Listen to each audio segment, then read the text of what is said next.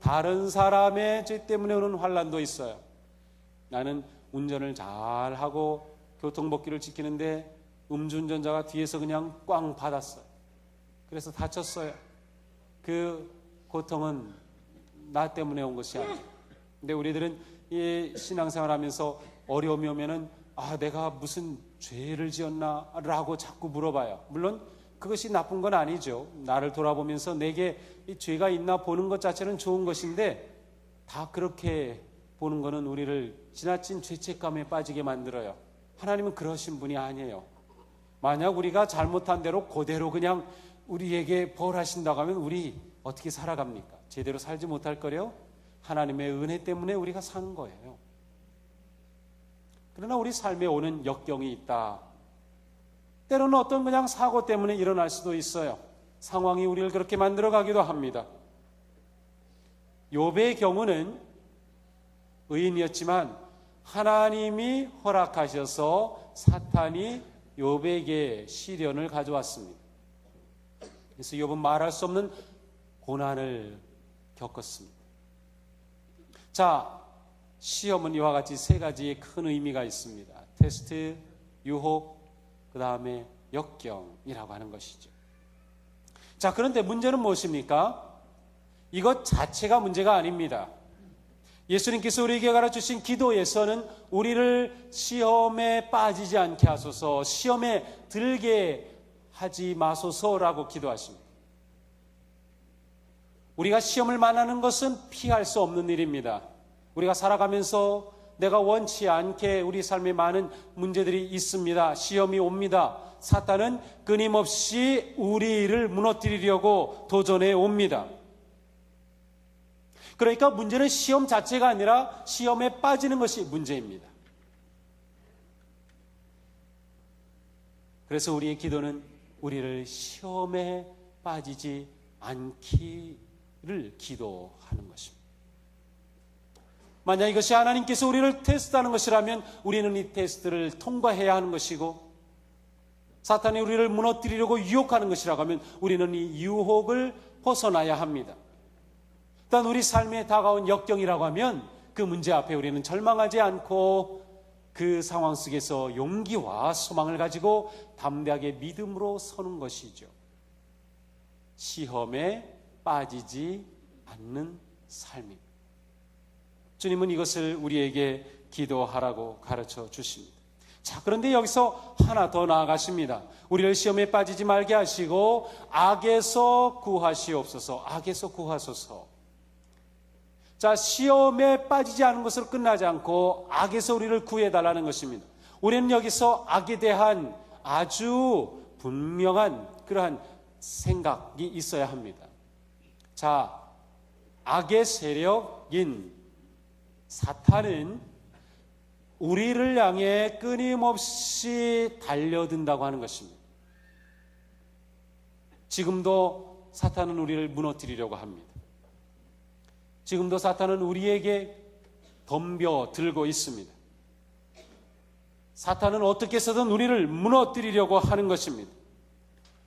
우리가 사탄의 정체를 알게 될 때 사탄이 나를 시시탐탐 노리고 있다라고 하는 것을 우리는 알아야 합니다.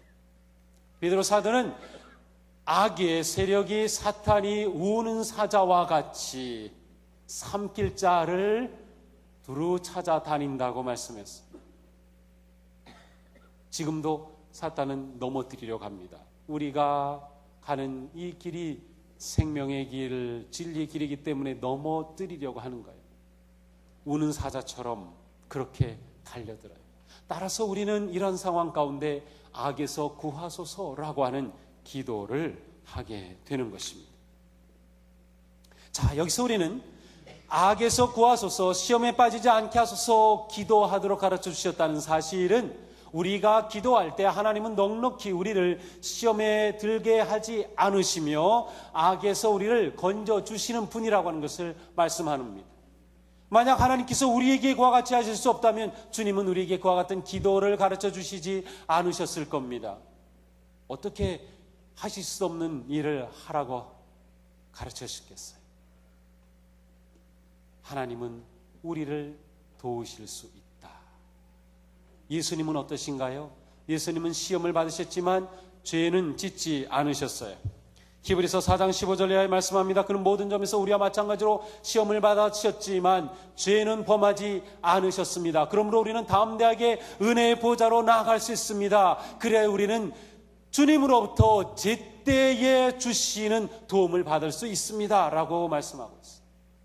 예수님은 우리와 똑같이 시험을 받으셨지만 시험에 빠지지 않으시고 이기신 분이시기 때문에 우리를 도우실 수 있는 분이라는 거예요. 따라서 우리는 그 주님께 구할 수 있고 주님의 도우심을 만날 수 있다고 하는 것입니다.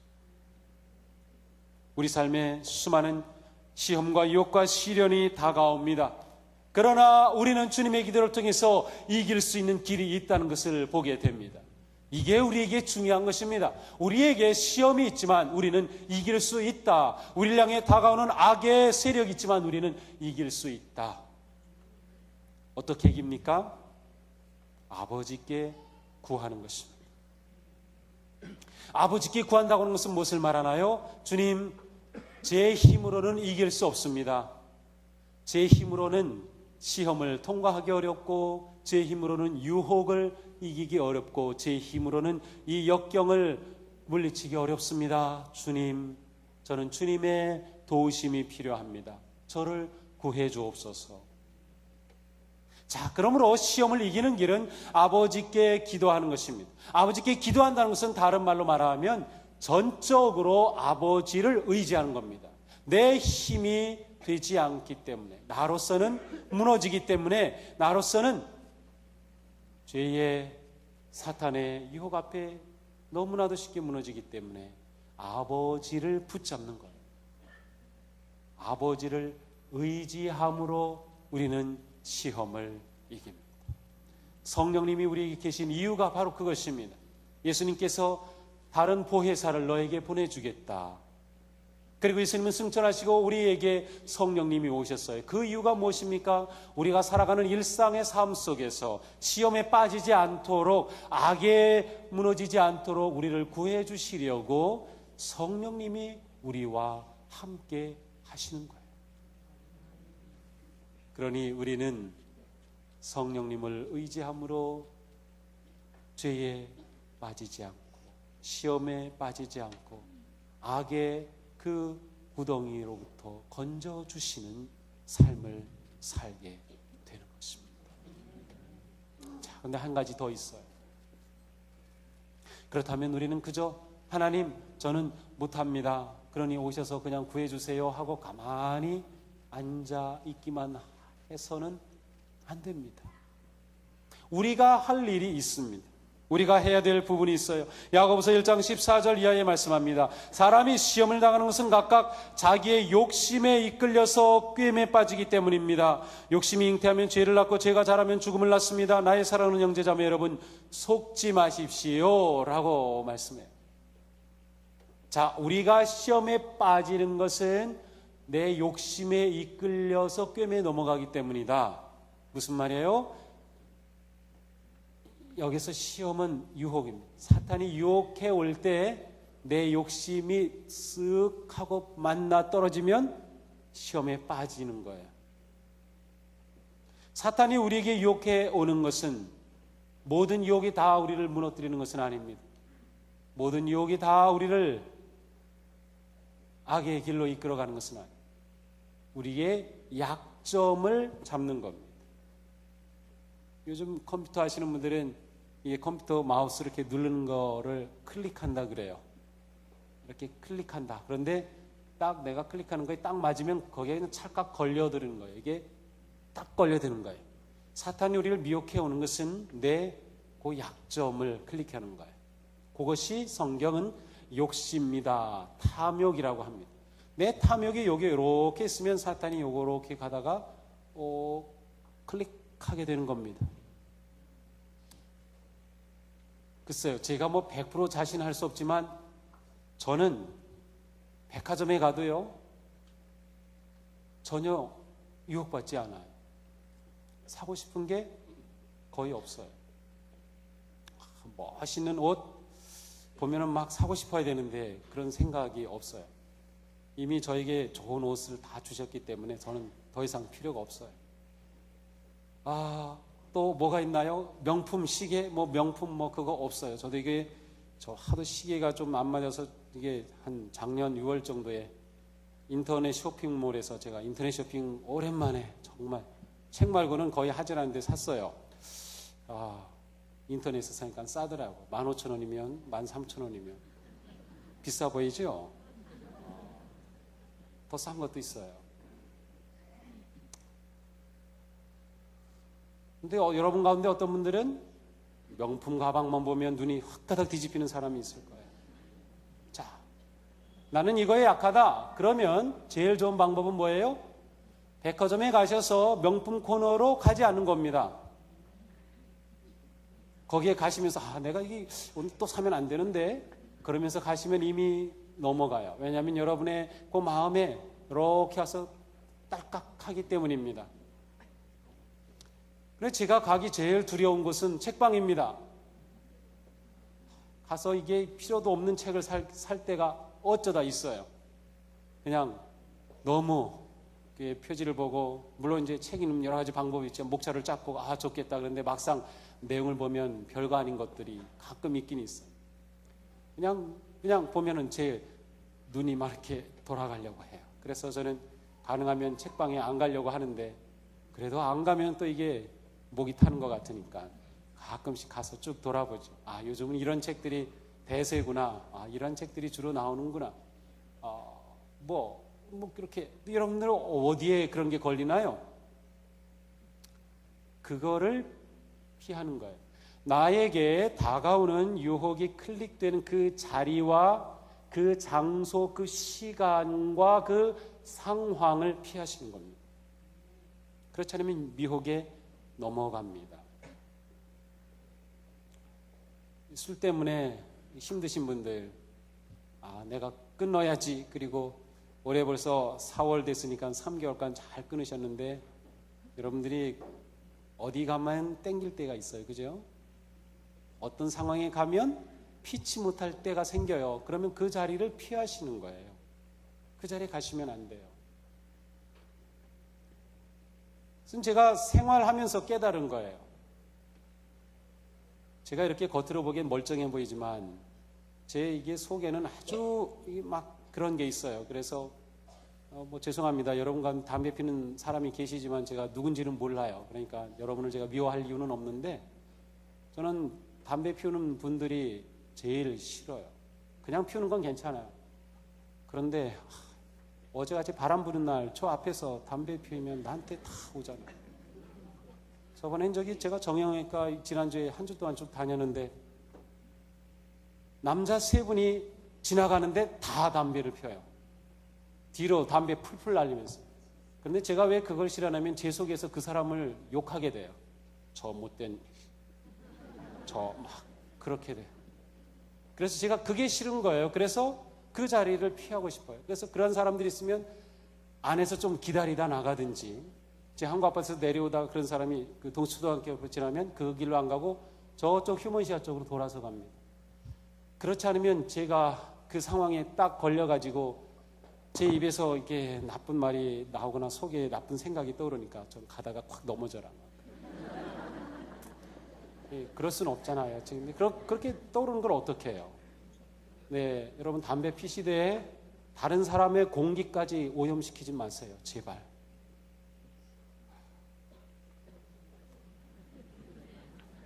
참 제가 왜 이러는지 모르겠어요. 제가 신문이나 방송 보다가 담배, 술에 관한 거 나오면 다 모으고 있습니다. 지금 우리나라가 작년에 술과 담배 때문에 건강 의료로 지불된 돈이 8조가 넘습니다. 담배만 안 피고 술만 안 마셔도 그만큼 절약할 수 있어요. 우리 정부는 기독교인에게 감사장을 다 하나씩 돌려야 됩니다. 저는 저희 아버님이 담배 안 피신 게 너무 감사해요. 담배 핀 목사들도 있어요. 제가 그거 배웠으면 어떡할 뻔했어요. 초등학교 때 딱 한 번 흉내 내봤어요. 수습감 가지고. 그리고 나선 제 속에 죄책감이 생겨가지고 아버님한테 고백도 못하고 그런 적이 있어요. 너무 감사해요. 담배 안 할 수 있도록 그렇게 해주셔서. 그러니까 이것은 하나의 예이지만 우리가 살아가면서 많이 그런 게 있잖아요. 내가 인터넷 하다가 이 잘못된 유혹된 사이트로 자꾸 들어가려고 하는 마음이 있죠. 도박 사이트도 있고요. 아주 음란한 사이트도 있고요. 그런 것들이 굉장히 많아요. 그런 것들이 이메일로도 엄청 옵니다. 그런데 호기심으로도 누르지 마세요. 거기 한번 클릭되면은 이 인생이 망가집니다. 그런 거 보면 다 지워버리세요. 그냥 지워버리세요. 그냥 스팸으로 딱 처리해버리시고. 제 인터넷 휴지통에는 스팸으로 처리된 게 항상 가득합니다. 그렇게 이 세상이 악합니다. 우리가 시험을 이기는 길, 절대적으로 아버지를 의지하고 사탄에게 기회를 주지 않도록 선택하는 길, 그것이 최선의 길입니다. 시편의 시인은 말씀합니다. 복 있는 사람은 악인들의 꾀를 따르지 아니하고 죄인들의 길에 서지 아니하며 오만한 자들의 자리에 앉지 않는 겁니다. 내가 오만한 자리의 자리에 앉는 기회를 내 스스로가 박탈해 버리는 것입니다. 내가 죄인들의 길에 들어가라는 것을 박탈해 버리는 것입니다. 내가 오만한 자의 길로 들어서려는 그런 꾀를 박탈해 버리는 것입니다. 그렇지 않으면 우리는 죽음의 길로, 미혹의 길로 들어갈 존재라고 하는 거예요. 나의 약함을 아셔야 됩니다. 그것을 인정해야 됩니다. 그게 참 쉽지 않아요. 그런데 자꾸 인정해야 됩니다. 저도 그래서 가끔씩 거울을 보면서 너 참 이쁘다 이렇게 만져줄 때도 있지만 너 조심해 막 이렇게 때릴 때도 있어요. 조심해. 그러면 정신 바짝 차리라고. 잠깐 깜빡하는 사이에 저도 넘어가기 때문에 그래요. 자, 주님의 기도 보면서 저는 너무 감사합니다. 주님의 기도를 드릴 때 기억하셔야 됩니다. 나는 약하다. 나는 무너진다. 하나님은 나를 테스트하신다. 사탄은 나를 유혹한다. 때로 내 인생의 역경이 온다. 그러나 내 인생은 그것에 빠지지 않는 인생이 되어야 한다. 나는 아버지를 의지하고 성령님을 붙잡겠다. 그리고 내 삶에 악의 기회를 주지 않도록 선택하겠다. 이 한 주간 아마 이 자리를 나가자마자 우리는 유혹받은 상황에 부딪힐지도 몰라요.